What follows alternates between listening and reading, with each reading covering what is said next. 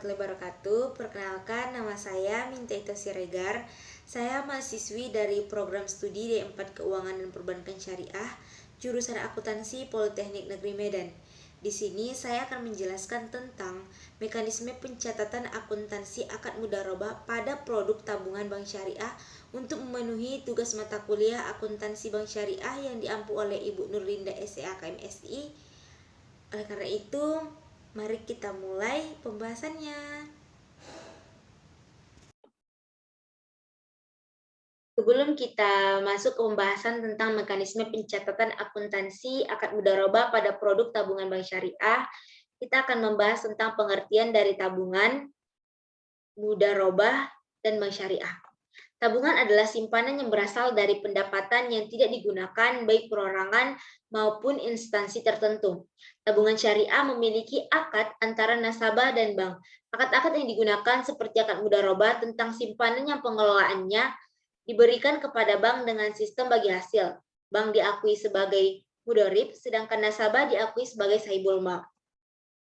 Mudharabah Istilah mudharabah merupakan istilah yang paling banyak digunakan oleh bank-bank Islam. Prinsip ini juga dikenal sebagai qirat atau muqaradah. Mudharabah adalah perjanjian atas suatu jenis perkongsian, di mana pihak pertama atau sahibul mal menyediakan 100% modal dan pihak kedua atau mudharib bertanggung jawab atas pengelolaan usaha.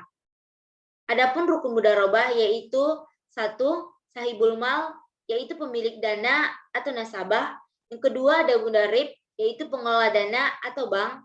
Yang ketiga ada amal, yaitu usaha atau pekerjaan. Dan yang keempat ada ijab kabul.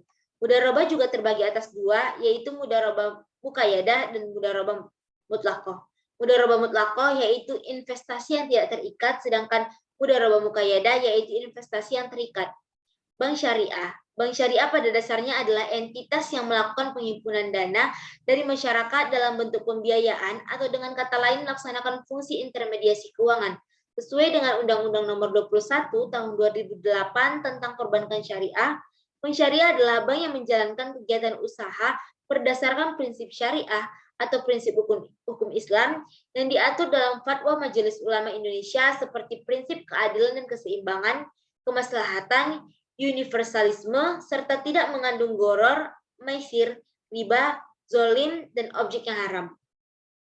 Selain itu, Undang-Undang Perbankan Syariah juga mengamanahkan bank syariah untuk menjalankan fungsi sosial dengan menjalankan fungsi seperti lembaga baitul mal, yaitu menerima dana yang berasal dari zakat, infak, sedekah, hibah, atau dana sosial lainnya.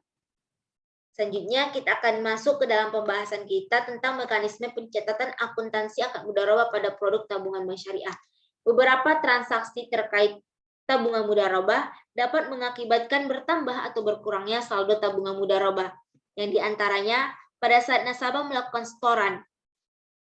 Pada saat nasabah melakukan setoran, maka kas akan berkurang dan tabungan mudharabah akan bertambah.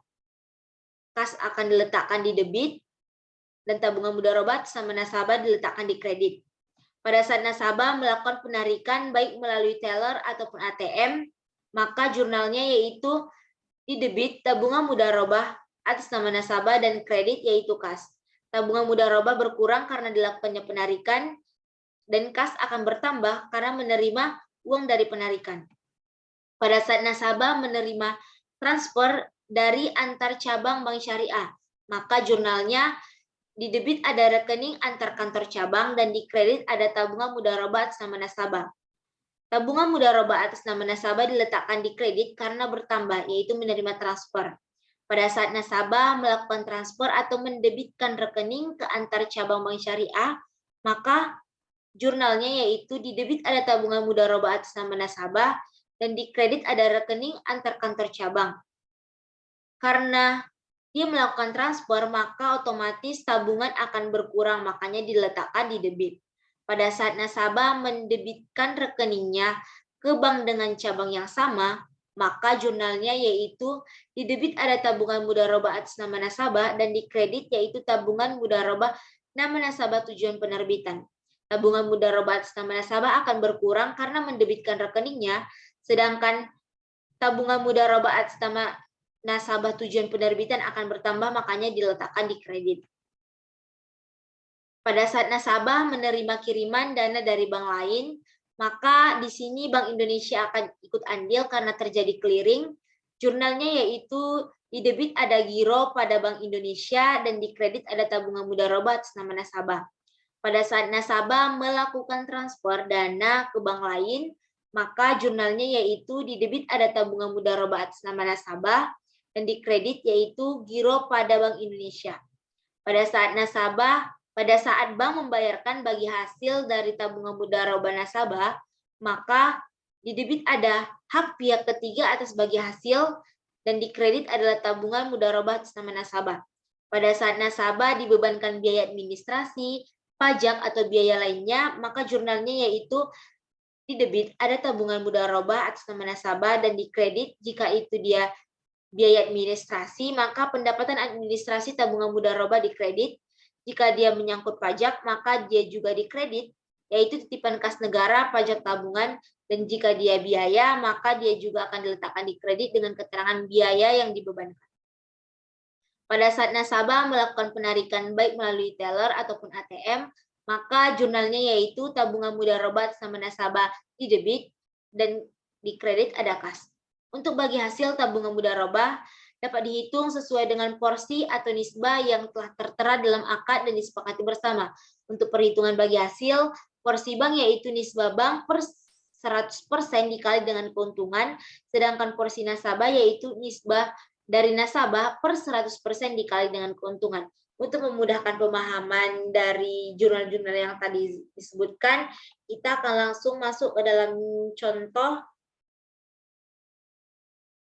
Pada tanggal 2 Juni, Bank Syariah Indonesia Cabang Medan menerima setoran tunai pembukaan tabungan mudharabah atas nama Febi sebesar 5 juta, maka jurnalnya karena terjadi penerimaan setoran, maka di debit yaitu kas dan di kredit ada tabungan mudharabah Febi Verdayanti sebesar 5 juta.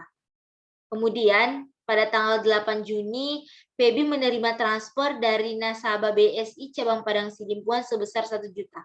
Karena terdapat perbedaan cabang antara cabang Medan dengan cabang Padang Sidimpuan, maka jurnalnya di debit ada rekening antar kantor cabang Padang Sidimpuan sebesar 1 juta dan di kredit ada tabungan mudharabah Febi Verdayanti sebesar 1 juta karena dia tadi menerima transfer. Pada tanggal 9 Juni, Febi nasabah BSI menarik tunai tabungan mudharabah sebesar 500.000. Karena terjadinya penarikan secara tunai, maka tabungan mudharabah Febi pasti akan berkurang. Maka diletakkan di debit sebesar 500.000, sedangkan di kredit karena menarik tunai, maka dia akan menerima kas dan diletakkan di kredit sebesar 500.000. Pada tanggal 11 Juni, Febi melakukan transfer sebesar 200.000 ke rekening Winda Fatma nasabah Bank Mandiri. Febi seorang nasabah dari Bank BSI, sedangkan Winda yaitu nasabah dari Bank Mandiri, maka akan terjadi clearing.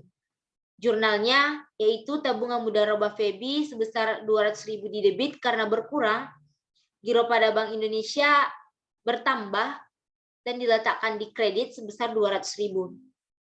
Pada tanggal 17 Juni, Febi menerima kiriman dana dari nasabah Bank Prima Syariah sebesar 8 juta. Karena menerima dana dari bank yang berbeda, maka terjadi clearing. Di debit ada giro pada Bank Indonesia sebesar 8 juta dan di kredit tabungan mudharabah Febi sebesar 8 juta karena tabungan mudharabah Febi bertambah, maka diletakkan di kredit. Pada tanggal 20 Juni, Febi mentransfer sebesar 2.500.000 ke rekening nasabah cabang Sibolga. Karena terjadi transfer perbedaan cabang, maka jurnalnya yaitu tabungan mudharabah Febi sebesar 2.500.000 di debit, sedangkan di kredit ada rekening antar kantor cabang Sibolga sebesar 2.500.000 di kredit. Kemudian pada tanggal 23 Juni, Febi mendebit rekeningnya atas pembayaran utang kepada Rini nasabah BSI Medan. Karena mereka sama-sama nasabah dari BSI Medan, maka jurnalnya yaitu tabungan mudharabah Febi Firdayanti berkurang, maka diletakkan di debit sebesar 750.000, sedangkan tabungan mudharabah ini bertambah, maka diletakkan di kredit sebesar 750.000. Pada tanggal 30 Juni, Bank Syariah Indonesia memperhitungkan bagi hasil investasi bagian nasabah tabungan mudharabah untuk semua nasabah tabungan mudharabah adalah 12 juta. Maka jurnalnya yaitu di debit ada beban bagi hasil tabungan mudharabah sebesar 12 juta, sedangkan di kredit bagi hasil belum dibagikan tabungan mudharabah sebesar 12 juta. Pada tanggal 1 Juni, Bank Syariah Indonesia Cabang Medan merealisasikan pembayaran bagi hasil tabungan untuk Febi Firdayanti sebesar 250.000 dengan PPh 21 sebesar 10%. Maka jurnalnya yaitu bagi hasil belum dibagikan tabungan mudharabah sebesar 250.000 diletakkan di debit, sedangkan tabungan mudharabah Febi bertambah diletakkan di kredit sebesar 225.000, PPh 21 sebesar 25.000. Tabungan mudharabah Febi Firdayanti bertambah sebesar 225.000 karena dikurang dan karena tadi bagi hasil sebesar 250.000, sedangkan PPh 21 sebesar 10%. Maka berkuranglah bagi hasil yang didapat oleh Febi. 225.000 didapat dari 250.000 dikali 10%. Jadi 225.000. Sedangkan 25.000 sebesar 25.000 tadi didapat dari 250.000 dikurang 225.000. Kemudian pada tanggal 4 Juli dilakukan penyetoran PPh 21 ke kas negara. Maka jurnalnya di debit ada titipan PPh 21 sebesar 25.000 dan di kredit ada Bank Indonesia kas negara sebesar 25.000. Itulah tadi penjelasan tentang pencatatan akuntansi akad mudharabah pada produk tabungan bank syariah. Jika ada kekurangan ataupun kesalahan, saya mohon maaf, dan kepada Allah saya mohon ampun. Semoga kita bisa berjumpa lagi di video-video selanjutnya. Assalamualaikum warahmatullahi wabarakatuh.